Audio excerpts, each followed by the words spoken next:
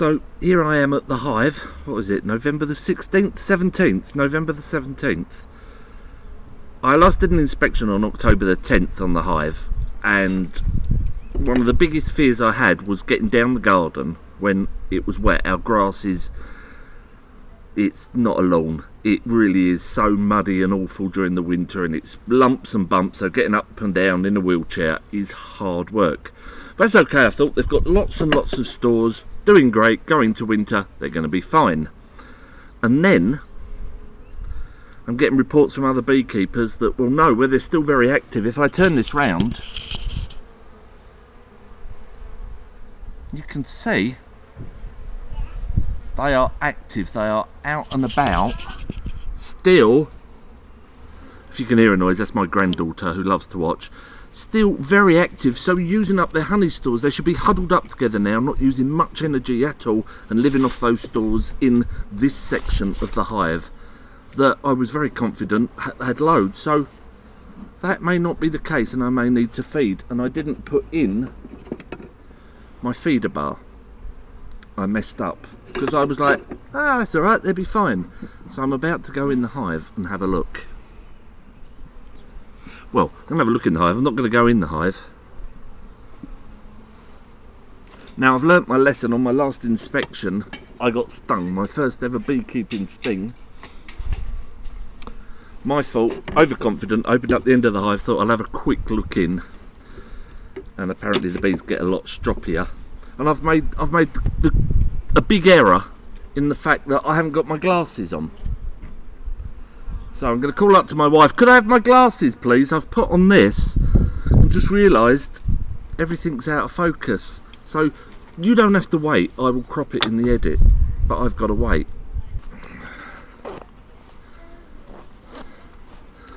So there you go, as if by magic, I'm back and I can see I have the gift of vision. It's remarkable.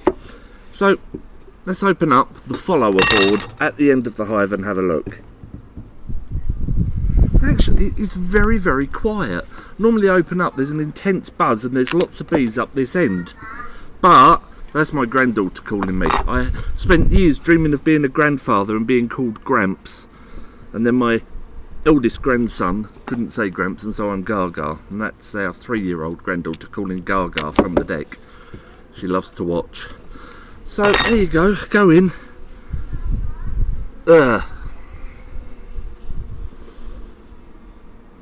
There's nothing on that one at all. I'm also going to have to, while I'm in here, I remembered I forgot, and this is all new beekeeping things, I forgot to take the shims out. I've got little shims of wood because in the summer the wood shrinks with the heat and I end up with gaps. Next one. Well, there's a little bit of honey.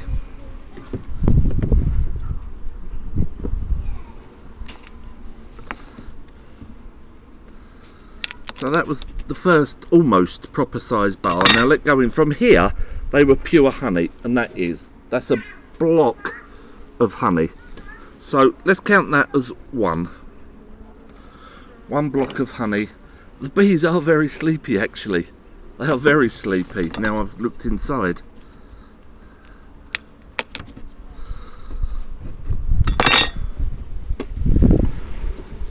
That is also another pure slab of honey. So that is 2 slabs of honey.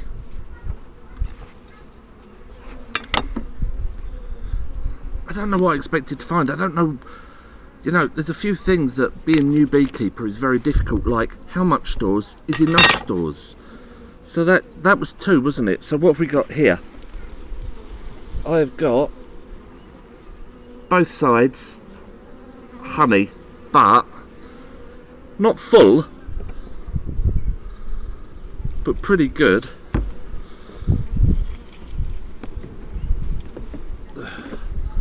Just sweeping the poor sleepy bees back in. 3. Oh, that one is brood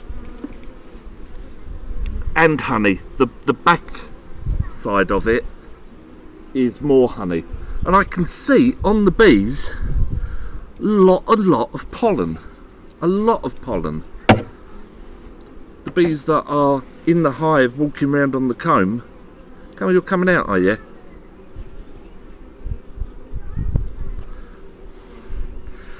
And again, the next one is a pure block of honey. But I'm not going to lift it out, I'm not going to upset them. That is honey.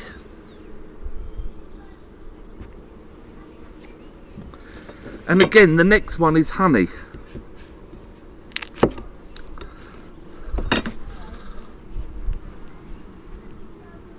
And honey.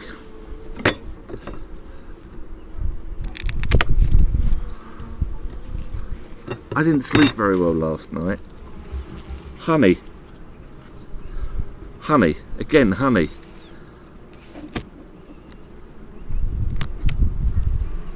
Again, honey. My bees are fine.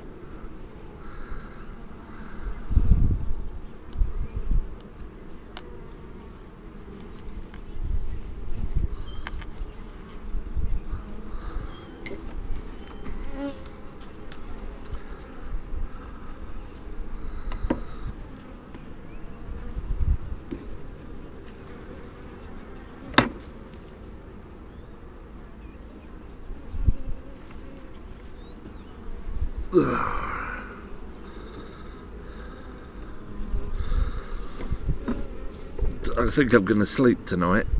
My bees are still bringing in November the 16th lots of pollen, so I take it, you know, and I'm a newbie.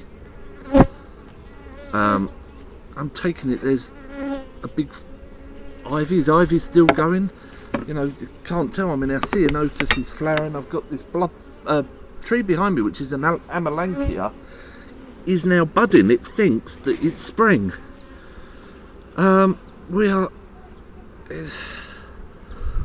It makes me think, what is the future with beekeeping? Is everything that everybody's learnt? Luckily I'm new to it, so this is just the way it is.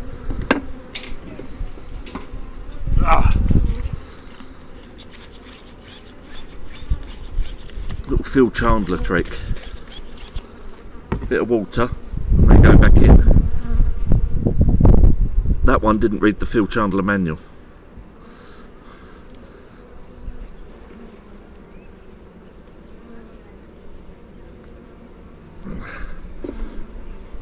Guess what he's doing? Do you know what? I have the memory of something that doesn't have a lot of memory. It's really annoying. That's the feeder bar. I'm going to put a bar in. What do you want? It's weird, isn't it? You know, you spend our lives kind of worrying about bees. You watch it, probably go and sting me. She'll go and sting me now, just to make me look stupid. But this is really a lovely, beautiful, gentle colony, and I couldn't have asked for a better colony. I'm going to take that out. That is really quite a silly bar, I suppose. And close up. And that's it.